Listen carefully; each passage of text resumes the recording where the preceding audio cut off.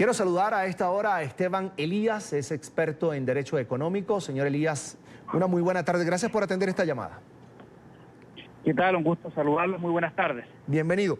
¿La caída del peso frente al dólar es un efecto directamente vinculado, relacionado del clima de violencia que vive el país? Bueno, efectivamente nosotros desde que comenzó esta llamada crisis social hemos tenido un alza sostenida muy importante en el tipo de cambio y bueno, eso responde a una serie de fenómenos. Existe generalmente un concepto a nivel mundial que frente a cualquier temor, a cualquier riesgo, las personas tienden a refugiarse en el dólar. De hecho, hay estudios económicos que hoy día dicen que la moneda más sobrevalorada en el mercado mundial es precisamente el dólar. Nosotros hemos visto situaciones en las cuales frente a la crisis entre Estados Unidos, a la guerra comercial entre Estados Unidos y China, eso ha generado no solamente en Chile, sino que en otros mercados una sobrevaloración de la divisa norteamericana. Ahora, si eso lo llevamos a la realidad chilena, en que hay una señal de mucha inestabilidad y hay incertidumbre económica, producto de la crisis social que está ocurriendo, eso ha llevado a muchas personas a protegerse en el dólar, a liquidar moneda nacional, ir al mercado de divisas y adquirir una mayor cantidad de dólares, y eso está generando una presión en el tipo de cambio, generando una devaluación del peso chileno. Señor Elías, quiero hacerle un par de consultas aprovechando esta oportunidad. Una de las peticiones que se escuchan en medio de las protestas es un aumento del salario mínimo de 400 a 660 dólares por lo menos. Y le pregunto, ¿es viable en este momento un nuevo aumento del sueldo mínimo en Chile? Bueno, lo que pasa es que esa es una muy buena pregunta y la manera de responder es que, y todos los economistas coinciden en que para mejorar el mercado laboral, el mercado de los ingresos de los trabajadores, se necesitan condiciones económicas adecuadas, que haya un mayor crecimiento económico, que haya una mayor productividad, y si eso no está presente, bueno, ¿a qué vía tendríamos que recurrir para aumentar el sueldo mínimo? Y la respuesta sería un endeudamiento, porque por vía directa del desarrollo económico es muy difícil si es que no hay un crecimiento económico adecuado. El gobierno podría a lo mejor subsidiar parte de ese sueldo mínimo, como es una de las iniciativas que existieron y que presentó el presidente de la República, pero eso va a significar a costa de posiblemente un mayor endeudamiento del Estado. Porque recordemos que para que el Estado pueda financiar el gasto público, necesita poder recaudar más a través de la principal vía de recaudación fiscal, que son los impuestos. Y en el caso de Chile, al igual que muchos países dentro de la región, la forma más directa de financiarse por vía de los impuestos es en la medida que haya mayor productividad, ¿no? Y si eso no está presente, se nos genera un problema para poder eventualmente obtener esos recursos adicionales para subir este ingreso mínimo que se quiere incrementar.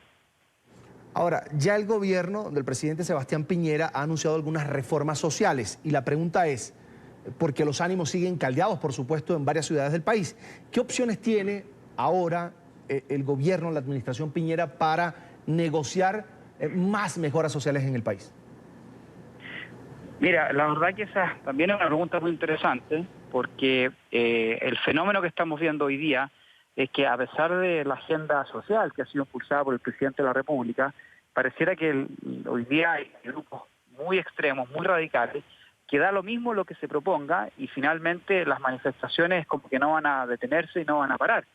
Por lo tanto, es una encrucijada muy compleja para el gobierno, porque en algún minuto hay que poner un límite a lo que es el financiamiento de cualquier agenda social, cualquier política social implica un mayor gasto público. Y si yo gasto en un sector, tengo que dejar de gastar en otro sector. Entonces, o nos transformamos en un gobierno tremendamente populista, hacemos promesas, que esas después no se van a poder concretar y eso generaría posiblemente mayor problema, o simplemente hay un minuto en que hay que decir, bueno, llegamos hasta acá, veamos cómo avanzamos y ahí veremos qué va pasando. Pero la respuesta frente a su pregunta es que definitivamente existe un sector dentro de la población que está muy radicalizado, muy extremista, y que claramente da la sensación de que da lo mismo lo que el gobierno o cualquier grupo ofrezca, y ellos no van a parar de su manifestación y de la forma en que tan violentamente han salido a protestar.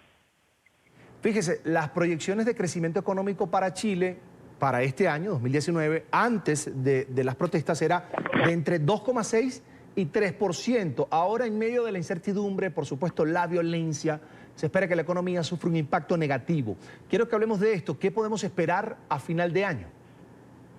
Bueno, el escenario es muy complejo porque lo que ha ocurrido, producto de estas revueltas sociales, está generando un impacto en el comercio y en una serie de actividades económicas. De hecho, se proyecta que se van a perder 300.000 empleos, lo cual elevaría la tasa de desempleo a 2 dígitos, cosa que era bastante inusual. Nosotros en general teníamos una tasa de desempleo bastante controlada, bastante de la crisis social.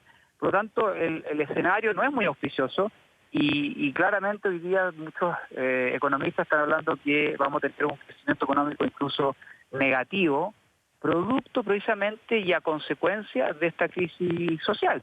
Hay que recordar que ya la proyección de crecimiento económico antes de la crisis no era muy próspera, no había mucho optimismo respecto al crecimiento económico. Efectivamente, a principio se hablaba de un 3%, después se ajustó al 2,5% y evidentemente a raíz de esta crisis social que estamos viviendo, hay una tendencia que lo más probable es que ese crecimiento sea en dígitos negativos y eso genera un escenario más complejo porque, insisto, va a haber menos recaudación fiscal, creo que el desempleo va a aumentar y ahí el gobierno va a enfrentarse a una crisis no solamente social, sino que vamos a enfrentar a una crisis económica y esta crisis económica va a generar un desafío más complejo al gobierno. Entonces, hay que esperar, ojalá el sector político pueda ponerse de acuerdo. En mi opinión, creo que hay señales muy erradas que se han tomado por parte de la clase política, pero bueno, ojalá prime la cordura y vamos a reordenar el curso de la economía. Es Esteban Elías, experto en Derecho Económico. Gracias por atender esta llamada. Una feliz tarde. Gracias igualmente. Muchos saludos a ustedes y felices tardes por allá. Es un gusto.